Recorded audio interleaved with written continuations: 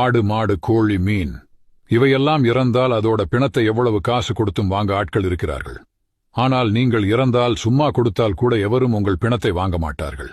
நீங்கள் ஆசையாக கட்டிய சொந்த வீட்டிலேயே அதிகபட்சம் 24 மணி நேரம்தான் உங்களுடைய பிணம் கிடக்கும். நீங்கள் வாங்கிய பாத்ரூம் கிளீனர் கூட வீட்டுக்குள் இருக்கும். ஆனால் உங்களுடைய பிணம் வெளியே கிடக்கும்.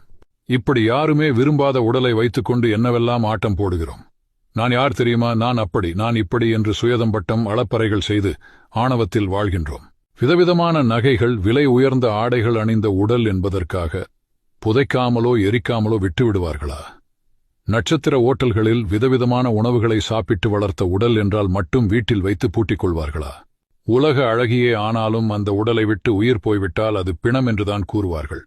அதிகபட்சம் 24 மணி நேரத்தில் சொந்த வீட்டிலிருந்து வெளியே கிடத்தி விடுவார்கள். பெரிய பெரிய பிரபலங்கள் பயன்படுத்திய ஆடை உபகரணங்களை போட்டி போட்டு வாங்க ஆட்கள் உண்டு. ஆனால் அந்த பிரபலங்களின் பிணத்தை வாங்க எவர் உண்டு? இதைத்தான் பாம்பாட்டிச் சித்தர் இவ்வுடலானது அரைக்காசுக்கு ஆகாதென்று ஆடு பாம்பே என்று பாடியிருக்கிறார். அனைவருக்கும் பகிருங்கள். இது